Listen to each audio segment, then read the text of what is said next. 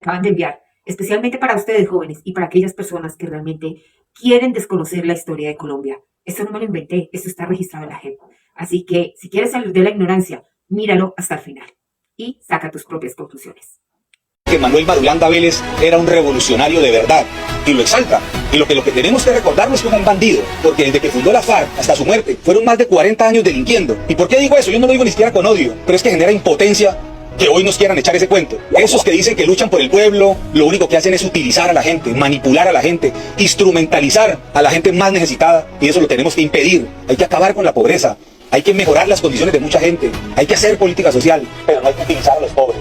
Y eso mismo que dice el presidente que lucha por los pobres, es lo que hoy dice Iván Mordisco, otro bandido que también está luchando por los pobres. O Ian Márquez, otro bandido que también dice que está luchando por los pobres. Son la disidencia, la nueva Marquetalia, hasta el clan del Golfo dice que está luchando por reivindicar los derechos de la gente pobre. No, señores, ese cuentico no nos lo vamos a comer, ni vamos a permitir que sigan utilizando a la gente. Pero yo quería hablar de Manuel Marulanda. Escuchen el legado de Manuel Marulanda. Estos datos que les voy a leer son sacados del informe de la Comisión de la Verdad.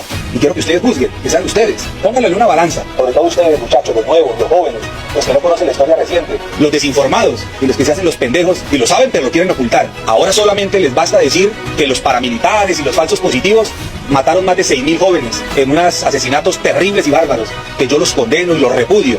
6.000, pero aquí les voy a hablar de más de 100.000 que cometieron la FARC.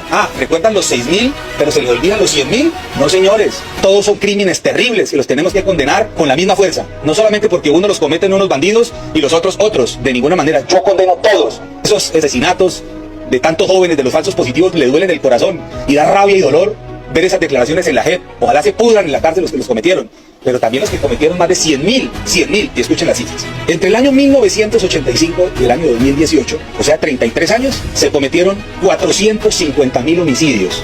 Y la FARC no duró 33 años, fueron casi 50 años. O sea que esos 450.000 podrían ser muchos más. Y la misma Comisión de la Verdad dice que hay un subregistro que es posible que sean 800.000 homicidios. 800.000. Y la FARC es la responsable del 21% de esos homicidios. ¿Saben cuál es la cifra del 21%?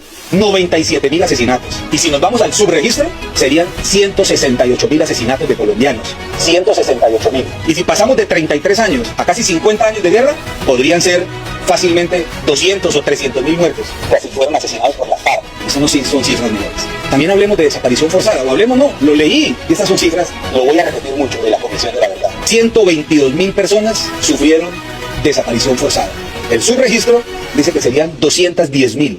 ¿Y saben ustedes que el 24% de esa desaparición forzada, el 24%, fueron la FARC? O sea, 30.000 personas. Pero si nos vamos al subregistro, son 50.000 personas que fueron víctimas de desaparición forzada por la FARC. Otro crimen terrible es el secuestro. Escuchen las cifras que se ponen la piel de gallina. Muchos de esos fueron asesinados, a otros les sacaron hasta la lengua a sus familiares pagándoles unas fortunas por liberarlos, y otros nunca volvieron a aparecer. En los años de 1990 al 2018, o sea 28 años, la mitad de la existencia de la FARC.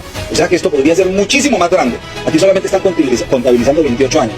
Y escuchen la cifra, 50.770 personas. Y el subregistro dice 80.000 secuestrados. 80.000. Y de esos secuestros, ¿saben cuántos corresponden a la FARC? El 40% de esos secuestros.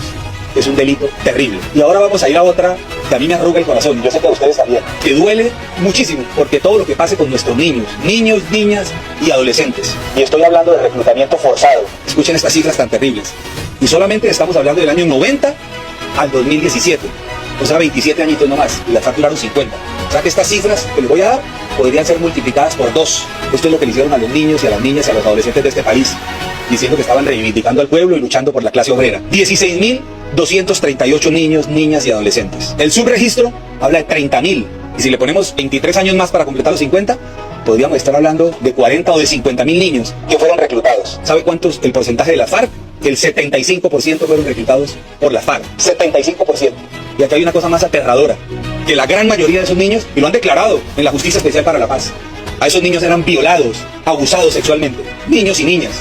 Y han contado relatos espeluznantes de cómo llegaban a los campamentos en las noches los comandantes, y hay uno muy famoso, que después hablaremos de eso, en las noches llegaba a violar a esos niños y a esas niñas de 13 y de 14 años. Y muchas mujeres, muchas señoritas fueron obligadas a abortar en repetidas ocasiones. Eso también lo han dicho en la Justicia Especial para la Paz, eso no lo digo yo.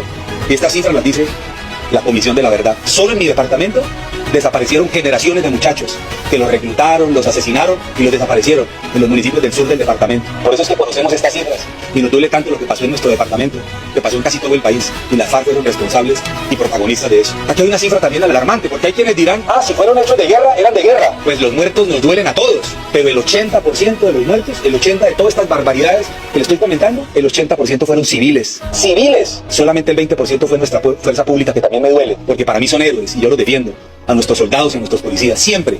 Honor y gloria para ellos. Claro, hay unas crápulas que manchan del uniforme y que a ellos los condene la justicia. Pero yo a la fuerza pública y a los militares, a la policía, porque a mí me gusta la autoridad, el orden, el respeto, y yo creo que ellos han sido nuestros guardianes de la